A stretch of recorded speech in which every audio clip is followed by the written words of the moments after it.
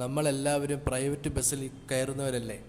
ഒരു ബസ്സിൽ കയറുമ്പോൾ അതിൽ 20 സീറ്റ് ഉണ്ട് എന്ന് വിചാരിക്കുക. ബസ് ഓരോ സ്റ്റോപ്പിൽ നിർത്തുമ്പോഴും ഫ്രണ്ടിൽ നിന്നും ബാക്കിൽ നിന്നും ആളുകൾ കയറാറുണ്ടല്ലോ. ഇപ്പോൾ കൂടുതലായി സ്ത്രീകളാണ് ബാക്ക് ഡോറിൽ നിന്നും കയറുന്നത്. എല്ലാ സ്ത്രീകളും അല്ല, കുറച്ച് പേര്. അവരൊക്കെ ഇപ്പോൾ മുന്നിൽ സീറ്റ് ഉണ്ടോയെന്ന് പോലും നോക്കാറില്ല. പുറകിലെ എല്ലാ സീറ്റിലും കയറിയിരിക്കുകയാണ്. ഒരു 20 സീറ്റ് ഉള്ളതിൽ ഏകദേശം ഒരു 17 സീറ്റിലും സ്ത്രീകളാണ് ഇപ്പോൾ ഇരിക്കുന്നത്.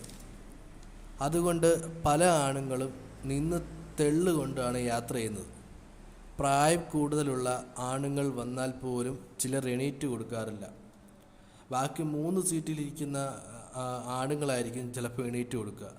ഈ അവസ്ഥ എല്ലാ ബസ്സിലും എല്ലാ പ്രൈവറ്റ് ബസ്സിലും ഉള്ളതാണ്. പല പ്രൈവറ്റ് ബസ്സിലും ആണുങ്ങൾക്ക് സീറ്റില്ല.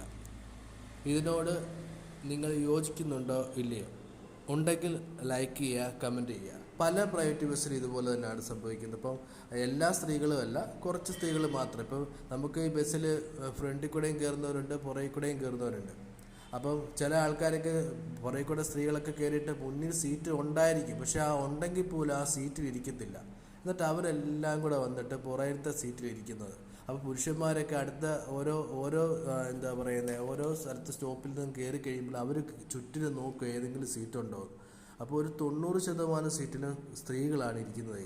അതുകൊണ്ട് നമ്മളെപ്പോലുള്ള ആൾക്കാരെല്ലാം ഇങ്ങനെ നിൽക്കുവാണ്. ഇപ്പോൾ നിന്ന് പോകുന്നതുകൊണ്ട് കുഴപ്പമൊന്നുമില്ല. എന്നാലും ഇപ്പോൾ നമ്മളിപ്പോൾ ഏതെങ്കിലും ഒരു പുരുഷന്മാർ ഫ്രണ്ടിലത്തെ സീറ്റിൽ പോയി ഇരുന്ന് കഴിഞ്ഞാൽ കണ്ടക്ടർമാർ പറയാറുണ്ടല്ലോ, അത് സ്ത്രീകളുടെ സീറ്റാണ്, അവിടുത്തെ പുറകിൽ പോയി ഇരിക്കാൻ പറയും. അപ്പോൾ നമ്മളങ്ങനെ അതിന് പുറകിൽ പോയി ഇരിക്കാറുണ്ട്. പക്ഷേ സ്ത്രീകളെല്ലാം പുറകിൽ ഏറ്റവും പുറകിലത്തെ സീറ്റിൽ വന്നിരുന്നാൽ പോലും കണ്ടക്ടർമാർ അവർ പറയത്തില്ല അത് പുരുഷന്മാരിരിക്കുന്ന സീറ്റാണെന്ന് ഒന്നും പറയാറില്ല. ഇപ്പോൾ കുറേ വർഷങ്ങളായിട്ട് യാത്ര ചെയ്യുമ്പോൾ അനുഭവിക്കുന്ന ഒരു അല്ലെങ്കിൽ ഒരു കാഴ്ചയാണിത്. അപ്പോൾ ഇതേ അവസ്ഥകൾ തന്നെ പല ആൾക്കാർ, ഈ വീഡിയോ കാണുന്ന പല ആൾക്കാരും അനുഭവിച്ചിട്ടുണ്ടാകുമല്ലോ. അപ്പോൾ അങ്ങനെയുള്ളവർ ഒന്ന് ലൈക്ക് ചെയ്യുക, കമൻറ്റ് ചെയ്യുക. ഓക്കെ. അപ്പോൾ ഞാനിപ്പോൾ വർഷങ്ങളായിട്ട് ഒരു പ്രൈവറ്റ് ബസ്സിൽ യാത്ര ചെയ്യുന്ന ഒരാളായതുകൊണ്ടും ഇത് ഞാൻ സ്ഥിരമായിട്ട് കാണുന്നത് കൊണ്ടുമാണ് ഞാൻ നിങ്ങളെ കൂടെ ഒന്ന് അറിയിച്ചേക്കാമെന്ന് വിചാരിച്ചത്. ഓക്കെ, നന്ദി.